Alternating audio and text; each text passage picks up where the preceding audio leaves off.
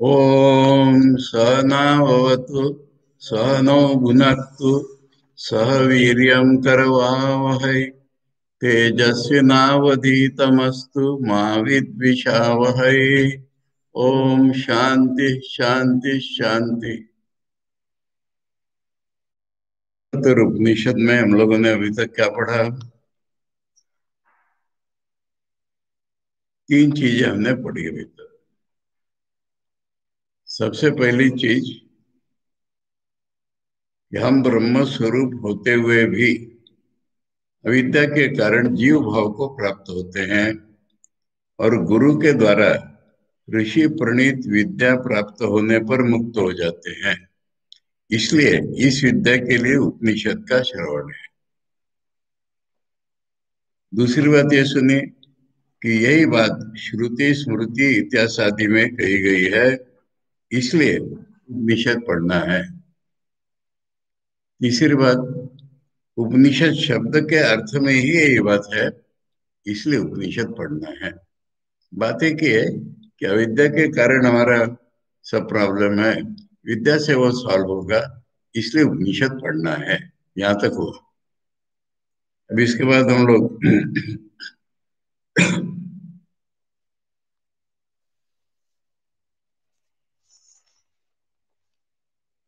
आचार्य भाष्य में ननु, ननु माने शंका उपस्थित होती है तो अब ननु कहते हैं। ननु भवेद एवं उपनिषद आरंभो यदि विज्ञान से एव मोक्ष साधनम भवेत। यदि अनुभव रूप ज्ञान ही मोक्ष का साधन हो तब तो उपनिषद पढ़ना उचित होता।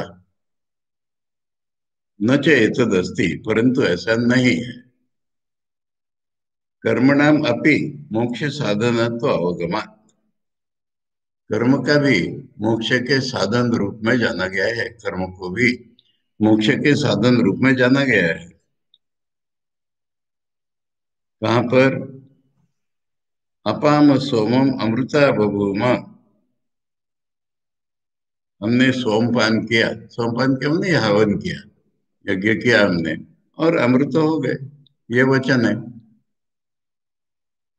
अक्षयम हवै चातुर्मास्य याजिना सुकृतम भवति इत्यादि ना।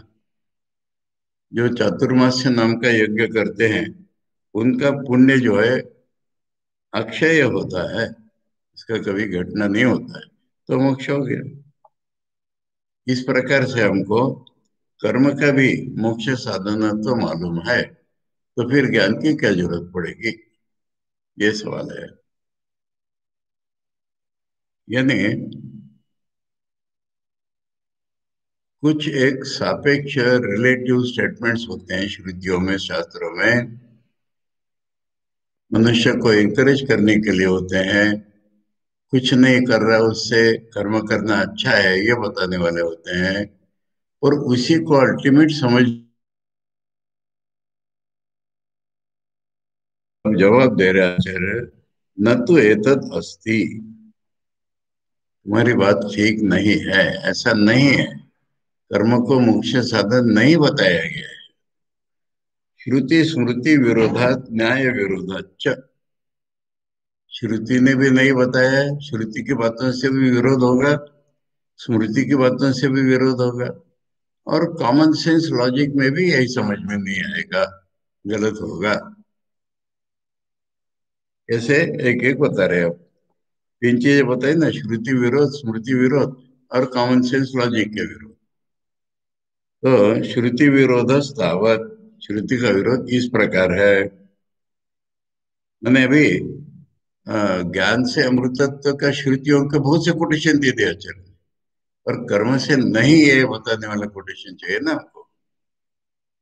तद यथा यह कर्मजितो लोका क्षीयते एवं एवं अमूत्र पुण्यजितो लोका क्षीयते। छांदोग्य उपनिषद ने स्पष्ट रूप में कहा कि कर्म द्वारा उपार्जित लोक क्षीण हो जाता है। यथा यह माने इस दुनिया में, इस दुनिया में कौन सा लोक है? लोक अर्थ का बताया था कई बार, अर्थ लोक शब्द का हमारे मन के लेवल कंडीशन के अनुसार जो अनुभव होता है उसका नाम लोक है। तो यहाँ हमने अच्छे कर्म किए तो ये हमको सुख मिलता है। ये जैसे यहाँ पर कर्म का लोग जो होता है वो क्षीण हो जाता है, क्योंकि जितना कर्म करेंगे उतने देर अच्छे रहेंगे। कर्म करना छोड़ दिया तो ठाकुर की एक कहानी है ना, एक बच्चे ने बहुत मेहनत की और वो क्या जज हो गया। दो कहानी है, एक तो ये जज हो गया, कलकत्ते में आया, बंगले में रहने लगा। उसने कहा वाह, मैंने कितना कमा लिया। भगवान भी कहते हाँ बेटे तूने बहुत कमा लिया। अब रिटायर हो गया, घर वापिस गया, पुराने घर में रहने लगा। कहते क्या कमाया, मैंने कुछ भी तो नहीं कमाया। भगवान कहते देख ना क्या कमाया। ये ठाकुर की एक कहानी। दूसरी कहानी, एक आदमी ने कर्म करके कर के 1,000 रुपये कमाए। उसके पास बहुत हो गया, 1,000 रुपये हो गया ना, तो उसने नौकरी छोड़ दी। नौकरी छोड़ दी तो 1,000 रुपये का खत्म होने में कितनी देर लगती, फिर वही हालत हो गई।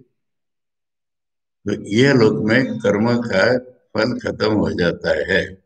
जैसे ये तो उदाहरण है, जैसे वैसे ही पुण्य करके जब स्वर्ग में जाते हो वो लोग भी क्षय हो जाएगा। ये उपनिषदों ने बोल दिया है। क्योंकि पुण्य एक लिमिटेड होगा तो ऐसा फल मिलेगा, पुण्य अनलिमिटेड कैसे होगा। एवं एवं अमुत्र पुण्य जितो लोकाक्षीयते।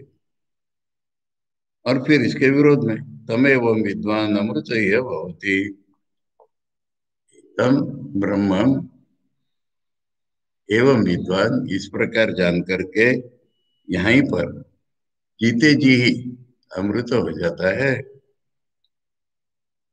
नान्य पंथा विद्यते अयनाय, इसी उपनिषद के आखिर में क्या है कि उस पुरुष को जाने बिना मुक्ति का कोई मार्ग है ही नहीं। इसमें ये नहीं है फैनेटिज्म या वन साइडेडनेस नहीं है, अल्टीमेट रिजल्ट के बारे में। तुम भक्ति करो, ये करो वो करो, क्या करो से हमसे पता नहीं है, जब भगवान को जाने बिना मुक्त नहीं होंगे। ज्ञान ही मुक्ति है वहां पर ना। और उपनिषद में कहा है न कर्मणा न प्रजया धने न त्यागे के अमृतत्व मानशु। ये एक प्रसिद्ध वचन है। इसमें लोगों के उच्चारण में पाठभेद होता है कि मूल में पाठभेद है। मूल में नहीं होगा। इसमें है कि कर्म से नहीं होता, प्रजा से नहीं होता, धन से नहीं होता, कोई एक मैंने विरला त्याग से अमृतत्व पा गया। अब लोग कभी कहते हैं त्यागे ने एक ही ना अमृतत्व मानुष। त्याग, एकमात्र त्याग से ही अमृतत्व मिला। यहाँ पर है कि त्याग से बिरला कोई अमृतत्व पा गया।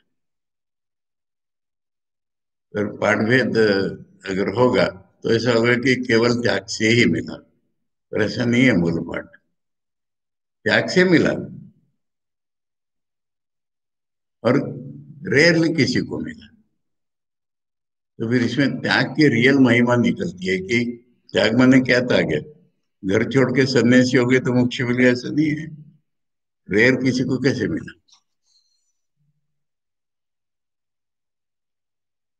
मुंडक उपनिषद ने पहले कर्म की स्तुति की। स्तुति माने यही कि ये तुमको अच्छा फल मिलेगा वगैरह। और फिर कहा प्लवायेते अदृढ़ यज्ञ रूपा अष्टादशोक्तम अवरम येषु कर्म एतच्छ्रेयो नंदन्ति मूढ़ा जरा मृत्युम ते पुनरेवापि यन्ति। ये जो नौका है कौन सी, 16 ऋत्विक और पति पत्नी मिल 18 लोग मिलकर के जो यज्ञ करते हैं वो यज्ञ रूप येषु कर्म, जिन लोगों में कर्म है वो मूढ़ लोग इसी को कल्याणकारक मान करके अपनी अपनी स्तुति कर लेते हैं अभिनंदती। पर वो तो जरा मृत्यु में फिर से आने जाना चलता है इनका, वो नहीं छूटता। मुंडक में ही कहा है नास्ति अकृता कृतेन किम स्यात्। परीक्ष लोकात, परीक्ष लोकान ब्राह्मणो निर्वेद माया नास्ति अकृता कृतेन किम स्यात्। तद विज्ञानार्थम से गुरु में वाविगच्छेद समित पाणी श्रोत्रियम ब्रह्मनिष्ठम।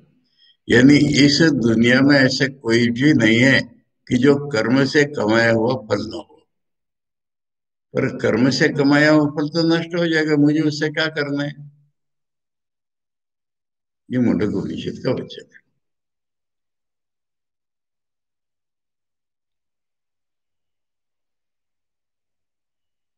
तो ये श्रुति का जो बोला था श्रुति में विरोध आएगा, वो ये हो गया। अब यहां से स्मृति का विरोध शुरू हो रहा है। गीता, गीता से भी पहले कर्मणा बध्यते जंतुर्विद्यया च विमुच्यते तस्मात् कर्म न कुर्वन्ति यतया पारदर्शिना। कर्म से आदमी बंधन में जाता है, विद्या से मुक्त होता है, इसलिए जो पारदर्शी यति है वो कर्म नहीं करते। अज्ञानवल पूर्णत्वात् पुराणो मलिना स्मृता तत्क्षयाद्वै भवेन्मुक्तिर्नान्यथा कर्म कोटि भी। हमारा मन मलिन है, पुराना है। कैसे मलिन है? अज्ञान मल से भरा हुआ हमारा मन है। अज्ञान ही हमारे मन की इम्प्योरिटी है, विषय विषय बहुत ही हमारे मन की इम्प्योरिटी है। उसका जो क्षय हो जाएगा उस अज्ञान का, तब मुक्ति होगी। नहीं तो कई प्रकार के कर्मों से नहीं होगी। कर्म कोटि माने कोटि कर्म, या कर्म के टाइप्स प्रकार, किसी प्रकार के कर्म से नहीं होगी। प्रजया कर्मणा मुक्तिर धनेन च सताम नहीं त्यागे न एके न मुक्ति स्यात् तद अभावे भ्रमंत्य हो। यहाँ पर त्यागे न एक न है स्पष्ट रूप में, किसी स्मृति का है ये, कि प्रजा से कर्म से मुक्ति नहीं होती, धने से भी नहीं होती, सता माने अच्छे लोगों की। केवल एक त्याग से ही मुक्ति होती है, उसके बिना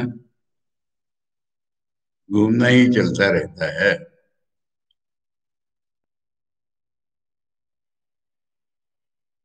कर्मोदये कर्म फलानुरागा तथा नुयंती न तरंती मृत्युम। जब कर्म करने का उदय होता है ना, माने टेंडेंसी मन में, तब कर्म के फल के प्रति प्यार हो जाता है और वो उसी के पीछे चले जाते हैं। फिर मृत्यु का तरना नहीं होता उससे, माने कर्म से नहीं होता। बताने वाले के प्रमुख कोटेशन आचार्य बता रहे, ज्ञाने न विद्वांस तेज अभ्यति नित्यम न विद्यते ही अन्यथा तस्य पंथा। तेज जो है विद्वान को ज्ञान से ही मिलता है, दूसरा कोई उपाय नहीं है। यहाँ तक अन्य अन्य स्मृति है, वो गीता की बात है। एवं त्रयी धर्म मनु प्रपन्ना गता गतम काम कामान बनते। जिनमें डिजायर्स होती है वही काम करते हैं, और तीनों वेदों में के वो आसक्त हो गए, तीनों वेदों में कर्म बताए वैसे वो करते हैं, और उनको मिलता क्या है? जाना आना ही मिलता है।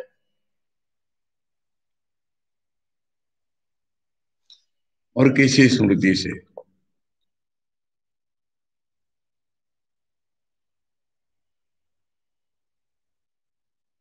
श्रमार्थम आश्रमाशापि वर्णानां परमार्थतः।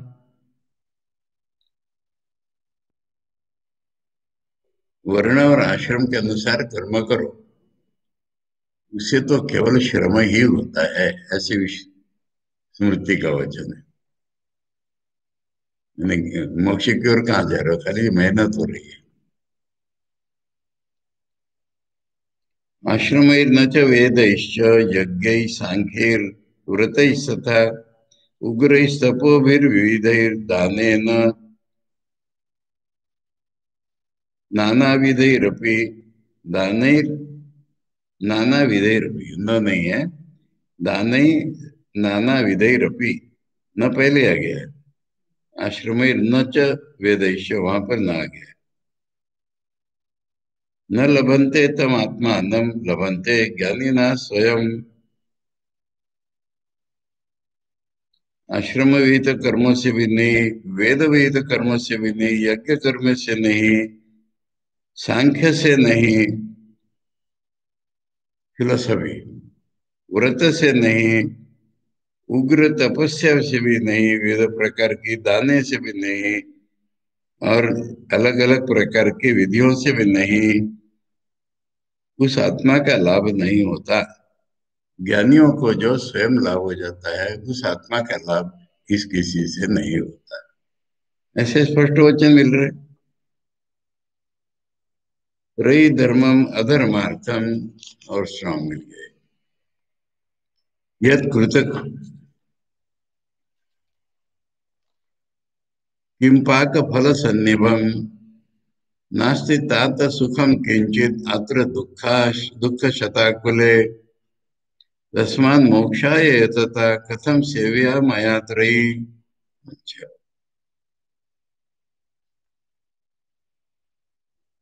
त्रयी धर्मम अधर्मार्थम, मैंने तीनों वेदों के जो धर्म है वो अधर्म ही है। किम पाक फल सन्निबंध,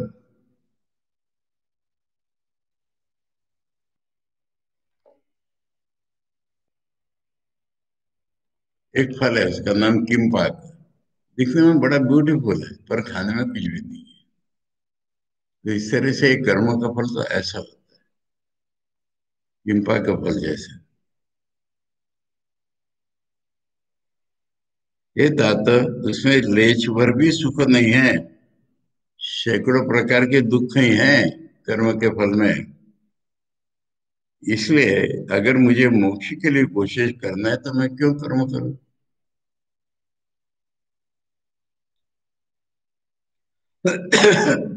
अज्ञान पाशबद्धत्वात् अमुक्ता पुरुषा स्मृता, अज्ञान के पाश से बना हुआ है मनुष्य, इसलिए उसको मुक्त नहीं कहा जा सकता।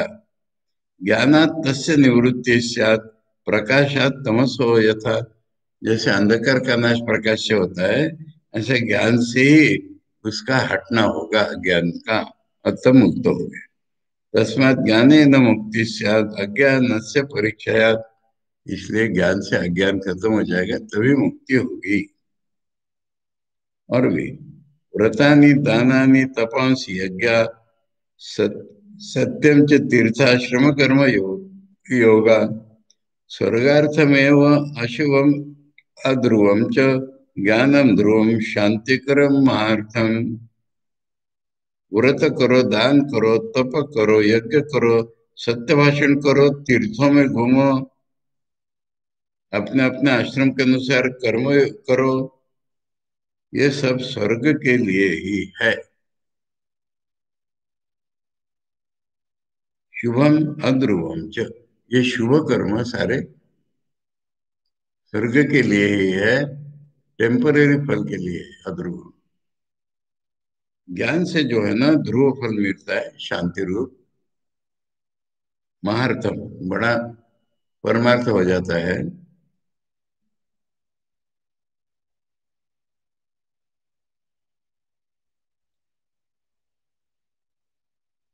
यज्ञैर्देवत्वम् आपनोति तपोभिर्ब्रह्मणः पदम् दानेन विविधान भोगान ज्ञानान मोक्षम अवाप्नुयात्। यज्ञ करने से देवता बन जाओगे, तप करने से ब्रह्मा का पद पालोगे, दान करने से अलग अलग प्रकार के भोग पाओगे, ज्ञान से ही मोक्ष मिलेगा। कितने स्मृतियों में वचन आचार्य हमको बता रहे अलग अलग ढंग से।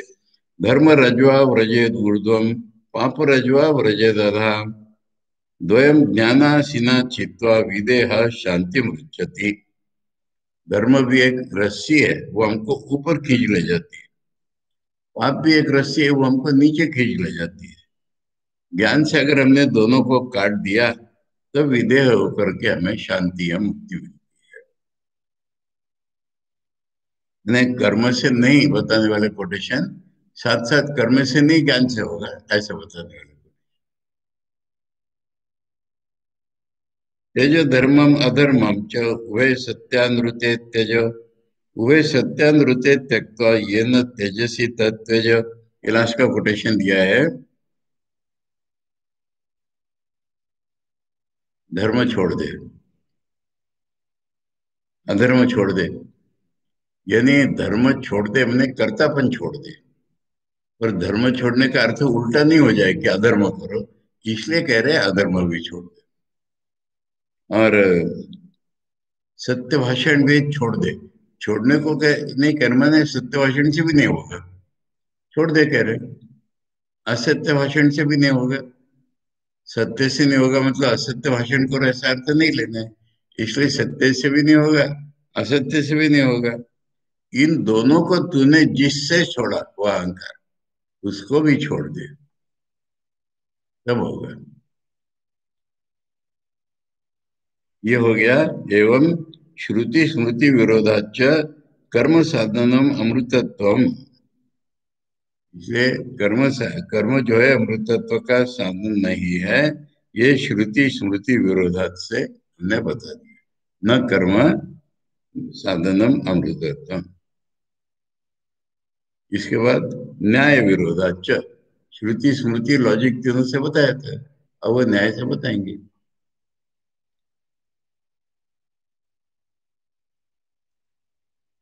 न्याय से सुनो। कर्म साधनत्वे मोक्षस्य चतुर्विध क्रियांतर भावात अनित्यत्वम स्यात्।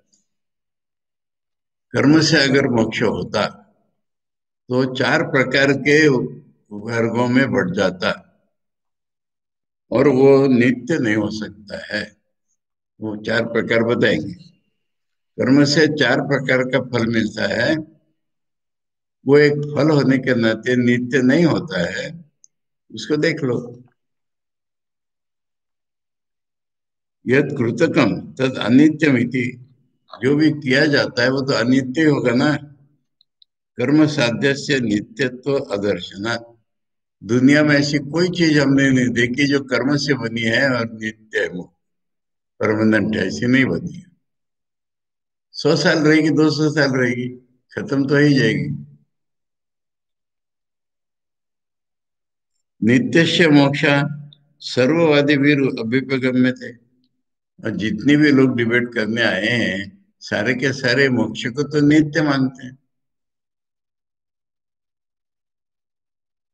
तथा च श्रुति चातुर्मास्य प्रकरण कॉमन सेंस लॉजिक चल रहा है, पर इसके अंदर कह रहे हैं कि देखो इसीलिए तो वेदों ने चातुर्मास्य के प्रकरण में यही चीज बताई है हमको लॉजिक।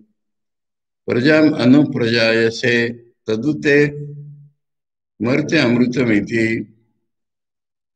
किंच सुकृतमिति सुकृतस्य अक्षयत्वम उच्यते सुकृत शब्दस्य कर्मणि।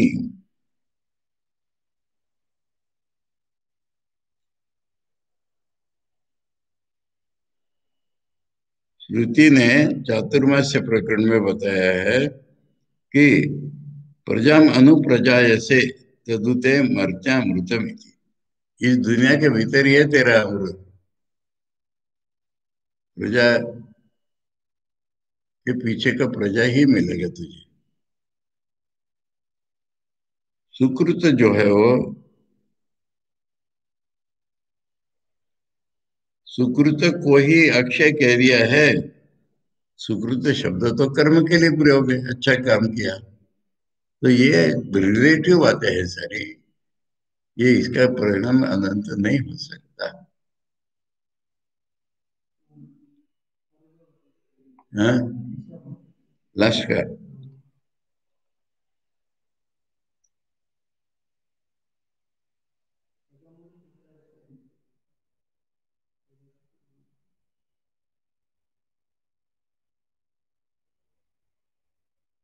किंच सुकृतमिति। सुकृत शब्द है अच्छे कर्म के लिए। सुकृत से अक्षय तो उच्चते। उसी को रिलेटिवली को अमृत कह दिया है, अच्छे फल को अमृत कह दिया है। ये पूरा जवाब। सुकृत शब्द से कर्मणि, कर्म के लिए सुकृत शब्द लगाते हैं। उसको अगर हमने अनंत कह दिया तो वो तो सापेक्ष रूप में होगा ना। एला जी। तो ये एक मुद्दा सा हमारा खत्म हो गया इंट्रोडक्शन में। हमें सब प्रकार से गलत आइडिया छट जानी चाहिए था उपनिषद पढ़ने के पहले, इसलिए ये तो क्या जरूरत है उपनिषद पढ़ने की, ऐसा सवाल आ रहा था।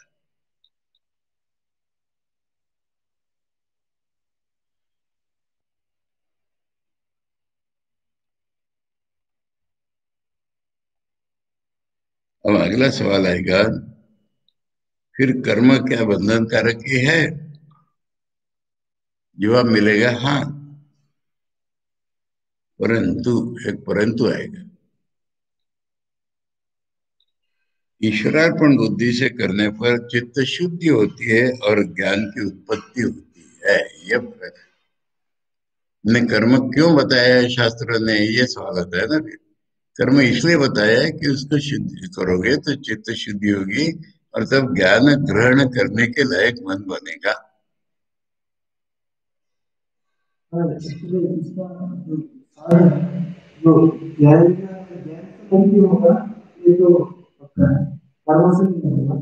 पर कर्म की वजह से होने से हाँ, ये इसमें इतना सुंदर बताया है कि कर्म की वैल्यू है।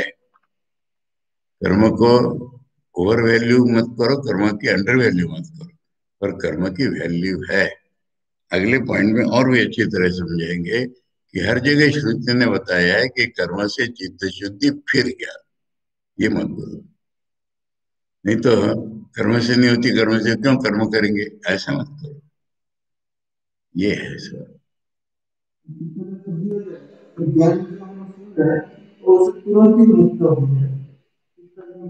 हाँ, ज्ञान जब अनुभव में आएगा तो मुक्त हो ही जाएगा, पर वो ज्ञान सुनने का सामर्थ्य नहीं आता कर्म किए बिना। हाँ, ये बताएंगे, पर एक एक पॉइंट से बताएंगे ना, इसलिए कर्म से नहीं मुक्ति को पक्का कर ले पहले। तो ये तो सवाल आया ना कि फिर कर्म तो कुछ फल की प्राप्ति के लिए हो रहा है, तो फिर नहीं करना है क्या? उनका ऐसा नहीं कह रहे। कर्म करके चित्त शुद्धि होगी तब ज्ञान होगा, ये कर्म की वैल्यू है।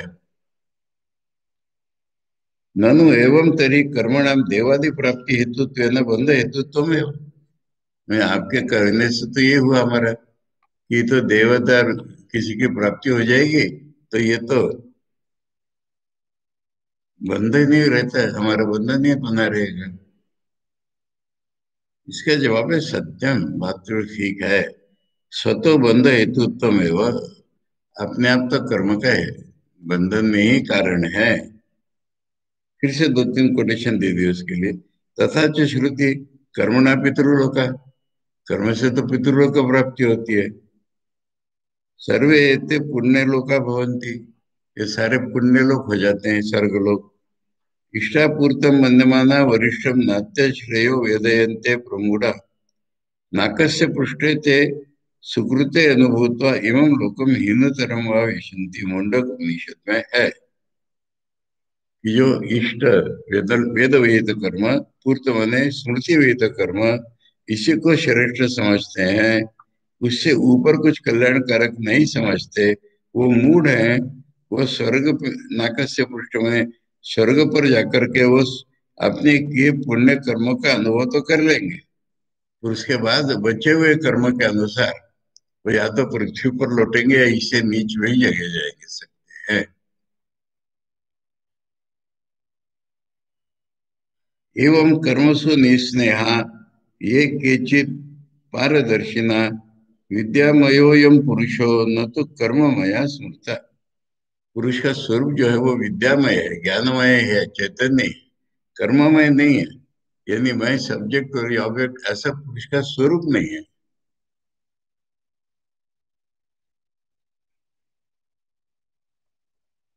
इसलिए जो पारदर्शी है वो कर्म के प्रति निसंग हो जाते हैं।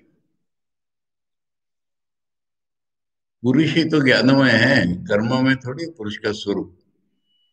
चैतन्य तो स्वरूप है उसका, पर मैं करता ही उसके स्वरूप में नहीं है।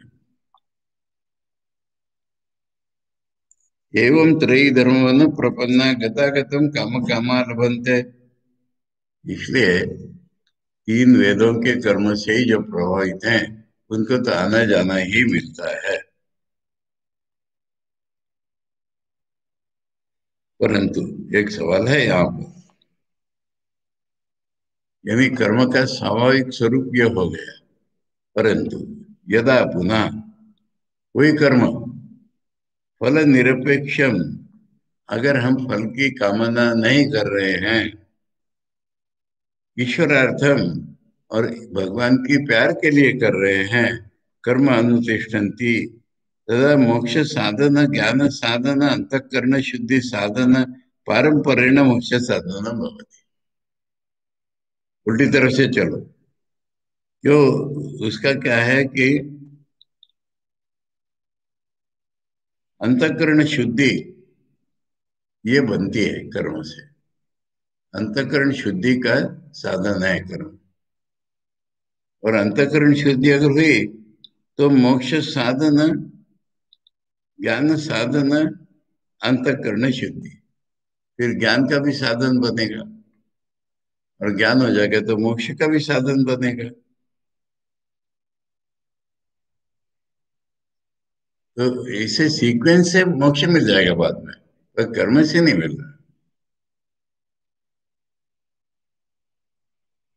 वो भी ईश्वरार्थ कर्म करने से, वही कर्म अगर ईश्वरार्थ किया तो हमको चित्त शुद्धि हो जाएगी, वहां से ज्ञान होगा।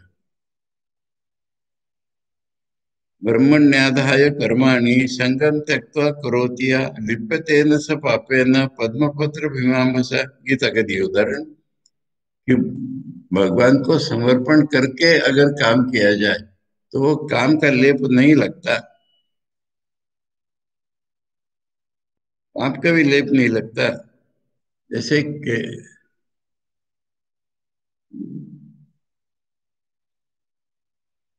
क्या, पद्मपत्र, कमल का पत्ता पानी में तो रहता है, पर बाहर निकालो तो पानी सारा निकल जाता है। ऐसे एक कर्म इनके हाथ से हो रहे, पर हमें कर्म में आसक्ति ना होते हैं।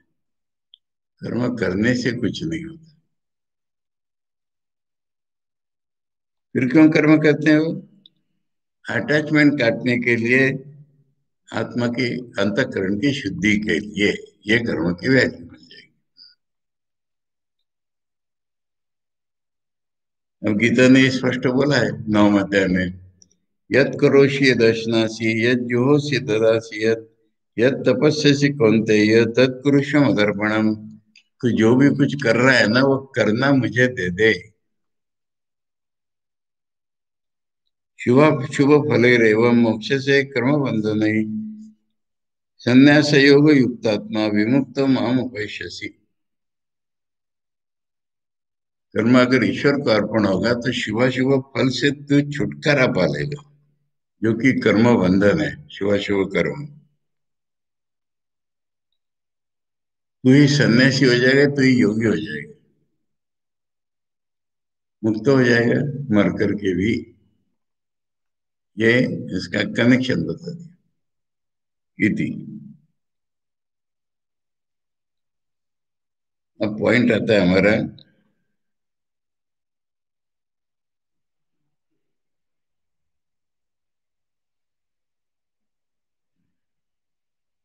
अब ये सिस्टम बताएंगे। अभी तक कर्म से नहीं होता, ज्ञान से नहीं होता है, ये स्पष्ट कर दिया।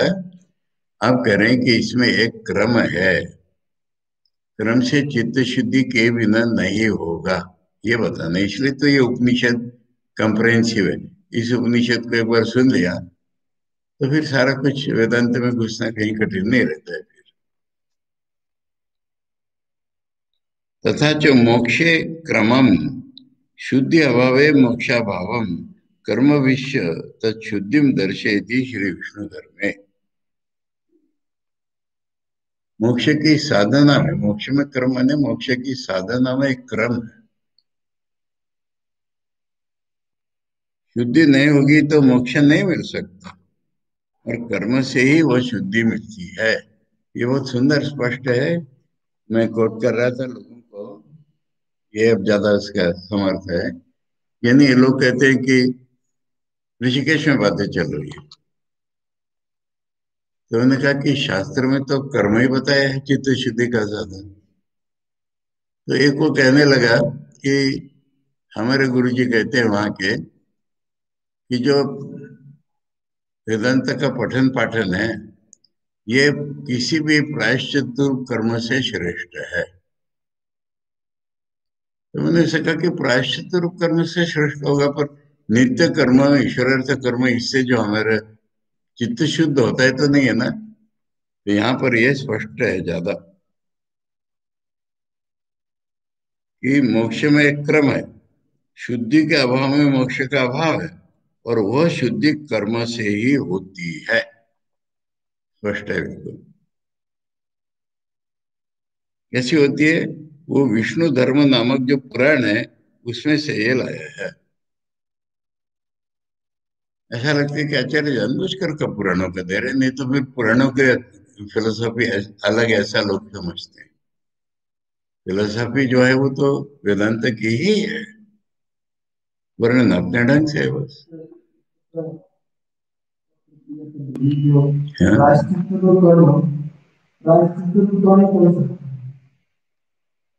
प्रायश्चित रूप कर्म। अब ये कुछ पेटेंट कर्म ऐसे हैं, एक दो प्रकार बताता हूँ। कुछ तुमसे देखो प्रायश्चित क्या चीज है बताता हूँ। तुम्हें पता है कि तुमसे कुछ गलती हो गई, तब अब नहीं करूंगा कहने से नहीं सुधरती हो। उसके लिए सेल्फ पनिशमेंट आवश्यक है, तब दोबारा वो वृत्ति नहीं आएगी। मैंने अभी हम लोगों को जेल में डालते हैं, फांसी दे देते हैं, ये इसलिए है कि नहीं तो कोई भी गलती करेगा, सॉरी सॉरी अब नहीं करूंगा, और दूसरे दिन फिर करेगा। तुम किसी स्टूडेंट से हमें वार्डन बनना, फिर पता चलेगा। बच्चों का एक एक्सप्रेशन, मद्रास में इतना हंसी आती थी, फर्स्ट एंड लास्ट मिस्टेक है मेरी। अरे फर्स्ट हो सकती है, लास्ट है तुम कैसे करो, कल फिर करोगे, फिर करेगा, फिर क्या मेरी फर्स्ट एंड लास्ट है। कितनी बार फर्स्ट एंड लास्ट होगी, वो टेंडेंसी मन से नहीं जा रही ना। इसलिए उसके उल्टी दिशा में कुछ प्रायश्चित रूप में हमने सेल्फ पनिशमेंट किया, तब वो टेंडेंसी नहीं आती। अब इसका एक दारुण उदाहरण ही देना है तो नरेंद्र नाथ, नरेंद्र नाथ के मन में कुछ गलत विचार आया, वो तब मैंने चूल्हे पर तपा हुआ तवा है उस पर बैठ गया, मालूम है।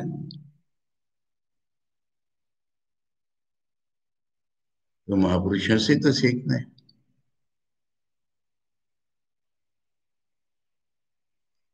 अब उसको स्कूल में वगैरह मारते हैं पीटते हैं, उसका भी यही उद्देश्य होता है कि फिर से न करे। हाँ, विधि विधि अनुसार दो चार विधि तो विधि होते हैं। मैंने एक तो उदय में बताए थे स्वामी विवेकानंद का। विधि ऐसी है कि 15 दिन तुम खाना बंद कर दो। अब 15 दिन खाओगे नहीं तो मर जाओगे, इसलिए पूर्णिमा के दिन से व्रत शुरू करो, 15 कौर गिन करके खाओ पूर्णिमा के दिन, सारे दिन में। फिर चतुर्दशी के दिन 14, 13, 12, ऐसा घटाते घटाते अमावस्या के दिन पूरा उपवास। फिर एक एक कौर बढ़ाओ, प्रतिपदा द्वितीया तृतीया पूर्णिमा तक, फिर खाना पूरा हो जाए। ये एक चांद्रायण व्रत कहलाता है। एक इसी तरह से कुरुक्षर व्रत, ये नाना रकम यही व्रत है बस। सेल्फ पनिशमेंट ये तत्व है उसका बस।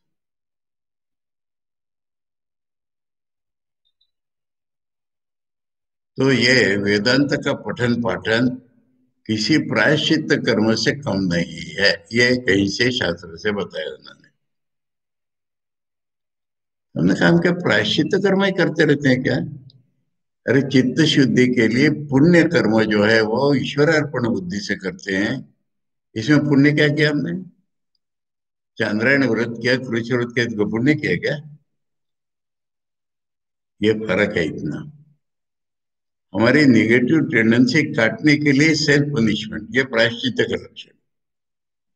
अब वेदांत का पठन पाठन उससे श्रेष्ठ है तो हो सकता है, हमें क्या करना है उससे। पर कर्म से जो चित्त शुद्धि होती है वो एक पॉजिटिव चीज है। अच्छा कर्म ढूंढ के करना पड़ेगा, और वो परोपकार रूपी कर्म होगा, और वो ईश्वर प्रत्यर्थ क्या करेगा। ईश्वर प्रत्यर्थ हम प्रायश्चित करते हैं क्या? नहीं, जिस कर्म से चित्त शुद्धि होगी उसके साथ तो कोई सिमिलरिटी नहीं है प्रायश्चित की। ये चीज है। ठीक है, समझ में आया? यहाँ कह रहे मोक्ष में क्रम है, शुद्धि के अभाव में मोक्ष का अभाव, कर्म से ही वो सिद्ध होती है, ये विष्णु धर्म में बताया है। अनुचानस ततो यज्वा कर्मन्यासी ततः परम, ततो ज्ञानी तुम अभ्येति योगी मुक्तिम क्रमात् लभेत। तुमको मुक्ति चाहिए, अभी उसके अधिकारी नहीं हो, तो वेद पढ़ो पहले। अनुचाना, अनुचाना ने वेद पढ़ो पहले, उसके अनुसार हवन करो, फिर उसके बाद कर्म छोड़ोगे, तब ज्ञानित्व की प्राप्ति होगी, और तब इस क्रम से मुक्ति होगी। ये इतना स्पष्ट उल्लेख होगा।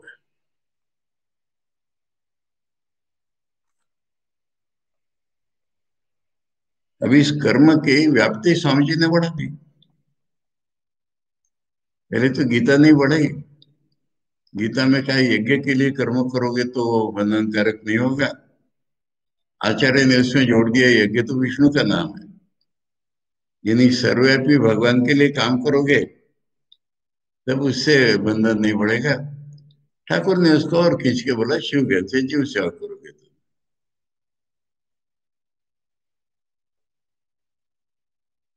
अब कोई पुराना माने यज्ञ कर, कौन कर भी कौन रहा है यज्ञ। पर ये क्रम है। वेद पढ़ो, वेद पढ़ो मैंने पहले समझ लो कौन से अच्छे कर्म है, ये कहना है वेद पढ़ने का। वेद पढ़ो मैंने अच्छी तरह से समझ लो कि कौन से कर्म अच्छे हैं, वो करो।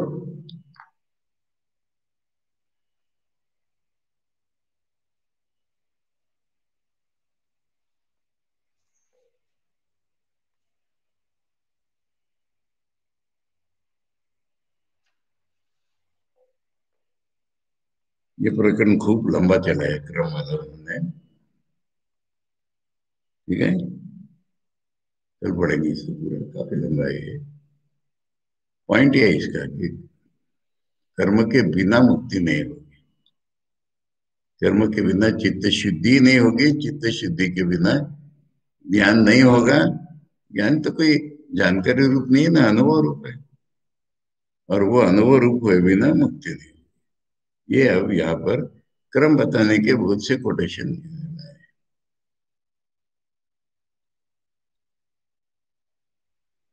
ओम सहना भवतु, सहनौ भुनक्तु, सह वीर्यं करवावहै, तेजस्विनावधीतमस्तु मा विद्विषावहै।